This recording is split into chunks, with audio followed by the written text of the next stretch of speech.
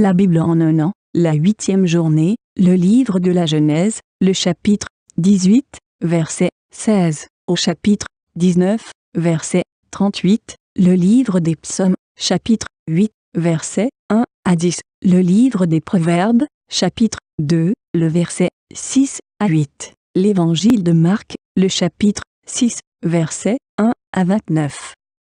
Le livre de la Genèse, chapitre 18. Ces hommes se levèrent pour partir en se dirigeant du côté de Sodome.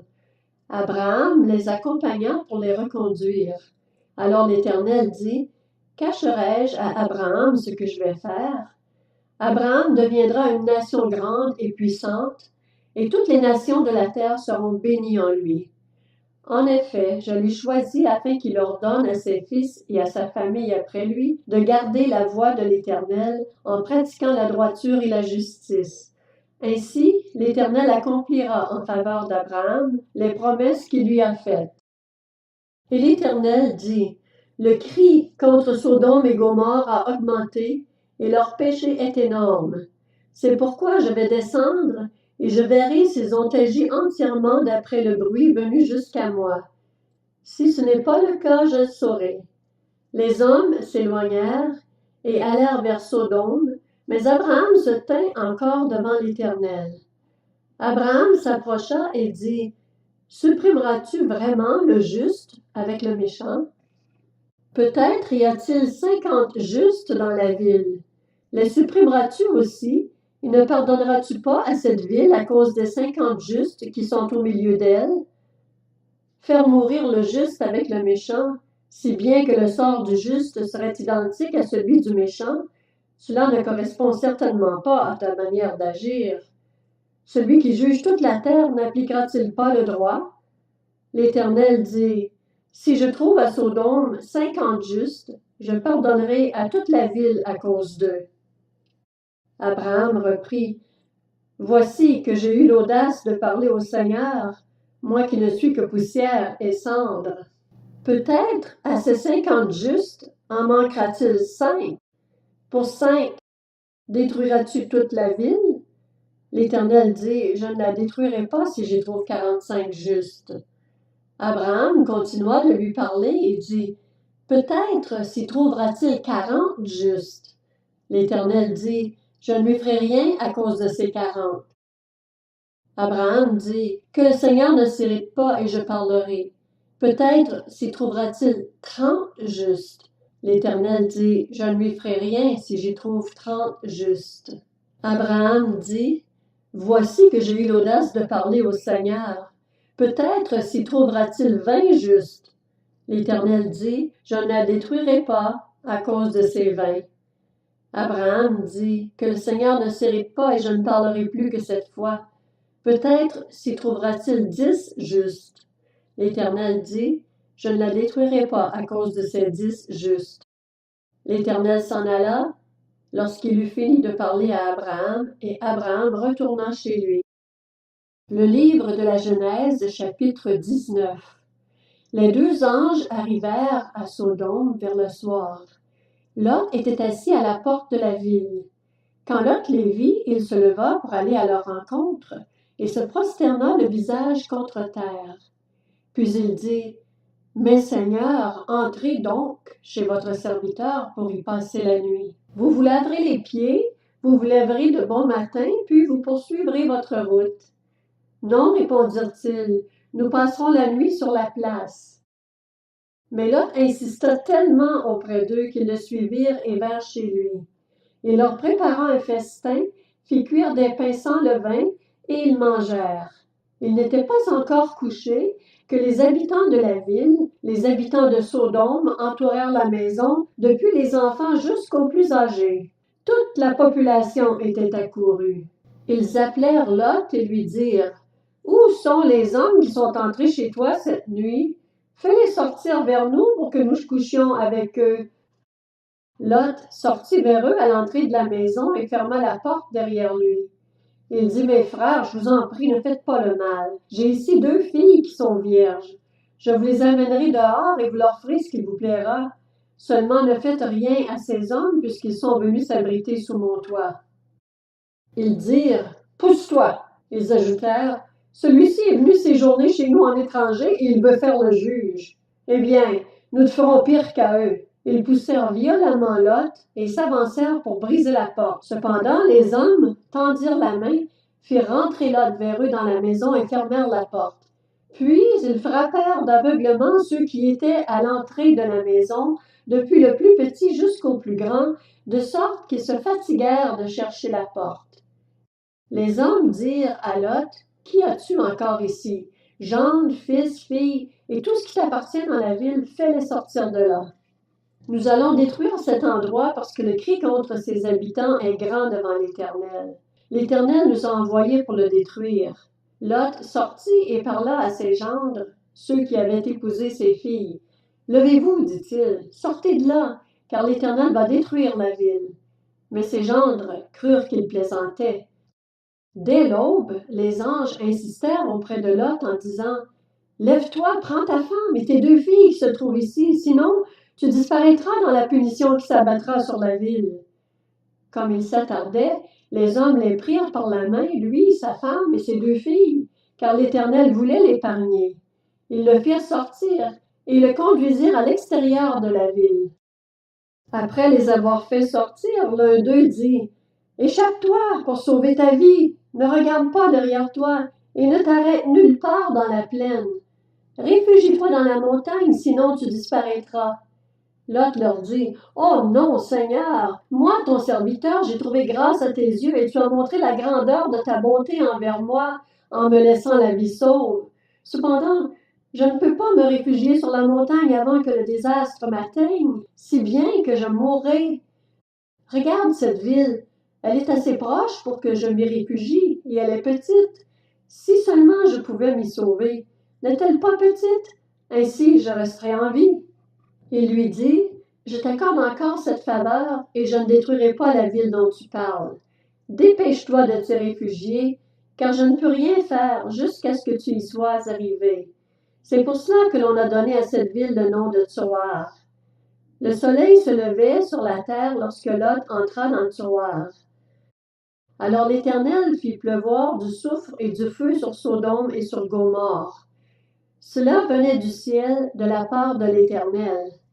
Il détruisit ces villes, toute la plaine, tous les habitants des villes et les plantes du sol.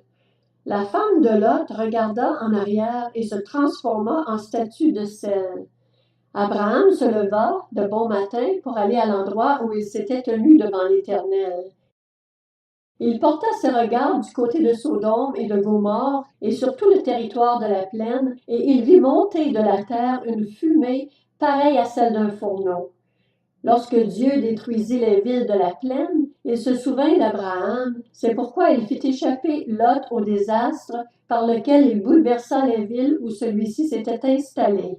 Lot quitta Tsoar pour la hauteur et s'installa dans la montagne avec ses 2 filles, car il avait peur de rester à Tsoar. Il habita dans une grotte avec ses 2 filles. L'aînée dit à la plus jeune, « Notre père est vieux, et il n'y a pas d'homme dans la région pour s'unir à nous comme cela se fait partout. Viens, faisons boire du vin à notre père et couchons avec lui, afin de lui donner une descendance. » Elles firent donc boire du vin à leur père cette nuit-là, et l'aînée alla coucher avec son père. Il ne remarqua ni quand elle se coucha, ni quand elle se leva. Le lendemain, l'aînée dit à la plus jeune, « J'ai couché la nuit dernière avec mon père. Faisons-lui boire du vin cette nuit encore, et va coucher avec lui, afin que nous lui donnions une descendance. » Elles firent boire du vin à leur père cette nuit-là encore, et la cadette alla coucher avec lui. Il ne remarqua ni quand elle se coucha, ni quand elle se leva. Les 2 filles de Lot tombèrent enceintes de leur père. L'aînée mit au monde un fils qu'elle appela Moab. C'est l'ancêtre des Moabites jusqu'à aujourd'hui. La plus jeune mit aussi un fils au monde, et elle l'appela Ben-Ami. C'est l'ancêtre des Ammonites jusqu'à aujourd'hui. Le livre des Psaumes, chapitre 8. Au chef de chœur sur la guitite. Psaume de David. Éternel, notre Seigneur, que ton nom est magnifique sur toute la terre. Ta majesté domine le ciel. Par la bouche des enfants et des nourrissons, tu as fondé ta gloire pour confondre tes adversaires, pour réduire au silence l'ennemi, l'homme avide de vengeance. Quand je contemple le ciel, œuvre de tes mains, la lune et les étoiles que tu y as placées, je dis, qu'est-ce que l'homme pour que tu te souviennes de lui, et le Fils de l'homme pour que tu prennes soin de lui? Tu l'as fait de peu inférieur à Dieu, et tu l'as couronné de gloire et d'honneur. Tu lui as donné la domination sur ce que tes mains ont fait. Tu as tout mis sous ses pieds, les brebis comme les bœufs, et même les animaux sauvages, les oiseaux du ciel et les poissons de la mer, tout ce qui parcourt les sentiers des mers. Éternel, notre Seigneur, que ton nom est magnifique sur toute la terre. Le livre des Proverbes, chapitre 2. En effet, c'est l'Éternel qui donne la sagesse. C'est de sa bouche que sortent la connaissance et l'intelligence. Il tient le succès en réserve pour les hommes droits. Il est un bouclier pour ceux qui marchent dans l'intégrité. Il protège ainsi les sentiers de l'équité et il veille sur le chemin de ses fidèles. Évangile de Marc, chapitre 6. Jésus partit de là et se rendit dans sa patrie. Ses disciples le suivirent. Le jour du sabbat, il se mit à enseigner dans la synagogue. Beaucoup de gens l'entendirent. Ils étaient étonnés et disaient: d'où cela lui vient-il? Quelle est cette sagesse qui lui a été donnée? Et comment de tels miracles se font-ils par son intermédiaire? N'est-il pas le charpentier, le fils de Marie, le frère de Jacques, de Joseph, de Jude et de Simon? Et ses sœurs ne sont-elles pas ici parmi nous? Et il représentait un obstacle pour eux. Mais Jésus leur dit: un prophète n'est méprisé que dans sa patrie, parmi ses parents et dans sa famille. Il ne put faire là aucun miracle, si ce n'est qu'il guérit quelques malades en posant les mains sur eux. Et ils s'étonnaient de leur incrédulité. Jésus parcourait les villages des environs en enseignant. Alors il appela les 12 et commença à les envoyer 2 à 2, et il leur donna autorité sur les esprits impurs. Il leur recommanda de ne rien prendre pour le voyage, sauf un bâton, de n'avoir ni pain, ni sac, ni argent dans la ceinture, de chausser des sandales et de ne pas mettre 2 chemises. Puis il leur dit: si quelque part vous entrez dans une maison, restez-y jusqu'à votre départ. Et si dans une ville les gens ne vous accueillent pas et ne vous écoutent pas, retirez-vous de là et secouez la poussière de vos pieds en témoignage contre eux. Je vous le dis en vérité, le jour du jugement, Sodome et Gomorrhe seront traités moins sévèrement que cette ville-là. Ils partirent et prêchèrent en appelant chacun à changer d'attitude. Ils chassaient beaucoup de démons, appliquaient de l'huile à beaucoup de malades et les guérissaient. Le roi Hérode entendit parler de Jésus, car son nom était devenu célèbre. Il disait: Jean-Baptiste est ressuscité, et c'est pour cela qu'il a le pouvoir de faire des miracles. D'autres disaient: c'est Élie. Et d'autres disaient: c'est un prophète, comme l'un de nos prophètes. Mais Hérode, en apprenant cela, disait: ce Jean que j'ai fait décapiter, c'est lui, il est ressuscité. En effet, Hérode lui-même avait fait arrêter Jean et l'avait fait enchaîner en prison à cause d'Hérodiade, la femme de son frère Philippe qu'il avait épousée.